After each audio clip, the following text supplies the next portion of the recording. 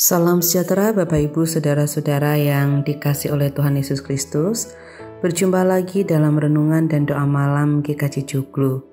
Mari bersama-sama kita merenungkan sabda Tuhan yang akan kita dasarkan dari Lukas pasal 16 ayatnya yang ke-29. Firman Tuhan demikian.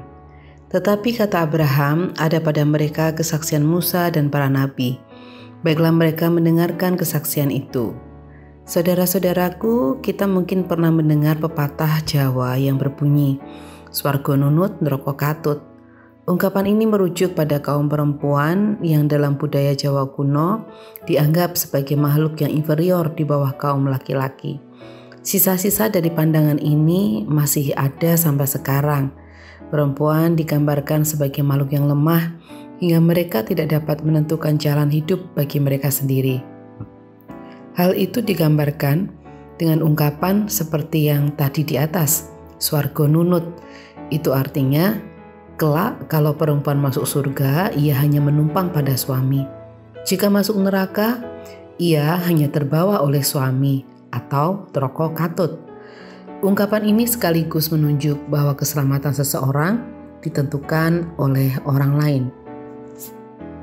Saudaraku, pemahaman ini jelas bertolak belakang dengan kesaksian Alkitab.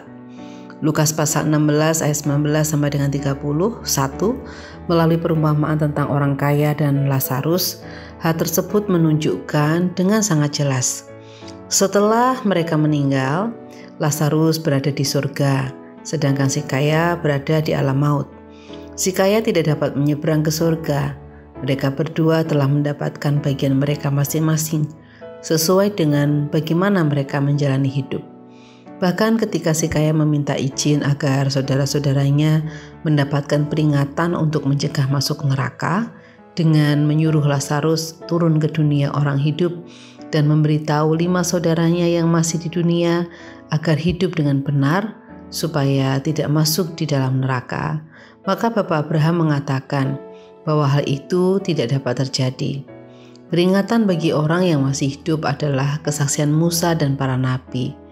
Itulah peringatan awal bagi setiap orang percaya, agar mereka tidak mengalami penderitaan di kehidupan setelah kematian. Saudaraku, keselamatan bagi kita adalah anugerah Allah. Namun, kita memiliki tanggung jawab untuk memelihara keselamatan itu. Relasi intim kita dengan Tuhan tidak ditentukan sebatas kita melaksanakan ritual atau aturan agama, atau seberapa dalam kita mengenal dan memiliki pengetahuan tentang Yesus Kristus. Relasi intim kita dengan Allah ditentukan oleh spiritualitas kita, yaitu sejauh mana kita dapat mengalami Tuhan yang hadir secara nyata dalam kehidupan kita. Jadi, bukan hanya taat menjalankan aturan agama atau memiliki pengetahuan yang dalam tentang Kristus, melainkan mengalami dan merasakan sungguh karya Tuhan dalam hidup kita, sekecil apapun itu. Hal ini dapat kita miliki jika kita mendengarkan dengan seksama kesaksian Alkitab, percaya, dan melakukan firman Tuhan di dalam Alkitab. Bapak Ibu Saudara yang dikasihi Tuhan, mari bersama kita bersatu di dalam doa. Dan di akhir doa Bapak Ibu dapat menambahkannya dengan doa-doa pribadi. Mari kita berdoa. Allah Bapa kami yang Maha Kasih, kami datang kepadamu ya Bapa, mengucapkan segala syukur kami. Saat ini kami berdoa bagi saudara-saudara kami yang sedang sakit, yang dirawat di rumah sakit maupun menjalani perawatan dari kediaman mereka masing-masing. Kami juga berdoa bagi anak-anak yang mencari sekolah, mereka yang sedang dalam proses beradaptasi dengan lingkungan yang baru. Demikian juga kami berdoa bagi keluarga-keluarga muda dalam membangun kehidupan keluarga yang damai sejahtera dan berkecukupan. Ya Bapa, kiranya Engkau berkenan untuk mendengarkan doa kami, dan terjadi Tuhan apa yang menurut kehendak-Mu baik bagi kami.